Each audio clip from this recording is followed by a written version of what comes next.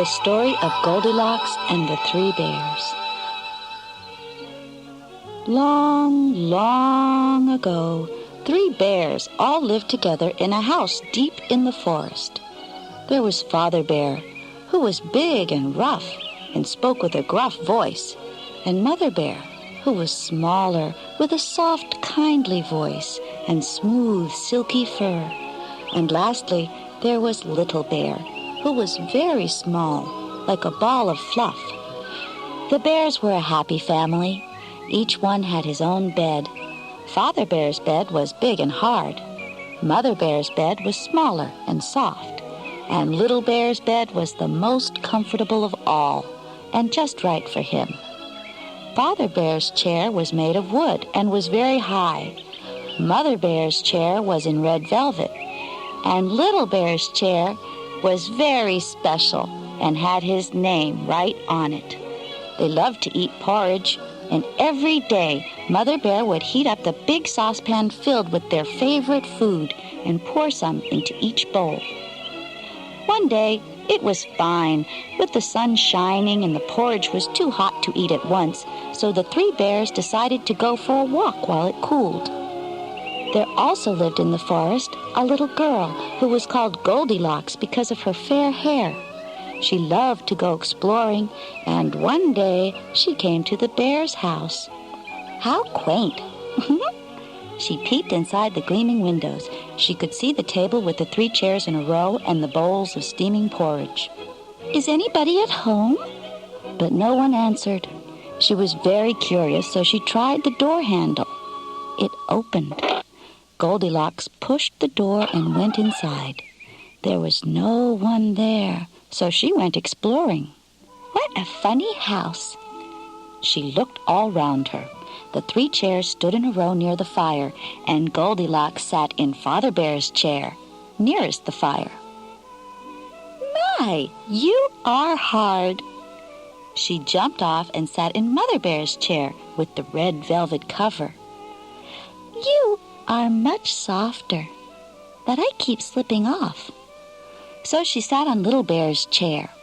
But she was far too heavy, and the chair broke in pieces on the floor. Goldilocks saw the 3 bowls of porridge on the table. She picked up a spoon and dipped it into Father Bear's bowl. That was too hot. She burned her mouth. So she tried Mother Bear's. That was too cold. Then she tried Little Bear's, and it was so good that she ate it all up. Now she was feeling sleepy, so she went upstairs. She found 3 beds, all in one room, each with its own patchwork cover. Father Bear's bed was too big, and it was very hard. Goldilocks tried Mother Bear's bed, but it was too soft, and she didn't like it at all. Then she curled up on Little Bear's bed. This was just right, and very soon she was fast asleep.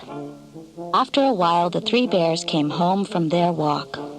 "Mummy, look! Someone has been sitting in my chair, and it's all broken."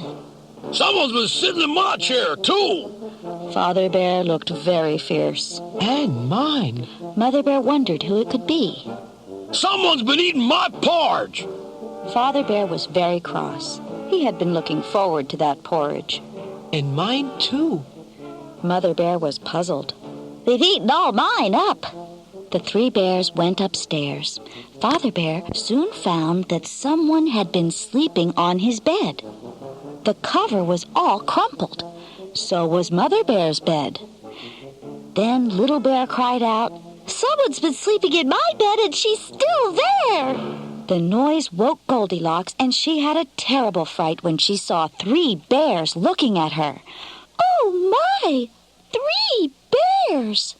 She was very scared because the bears looked so cross. "You have broken my chair and eaten all my porridge." He was very sad, for he liked his chair, and he loved porridge. "I'm sorry. I was so hungry, and I didn't mean to break your chair," truly I didn't." She ran down the stairs and out of the house as fast as her legs would carry her.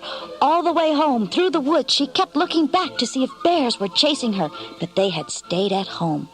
Goldilocks never went exploring again.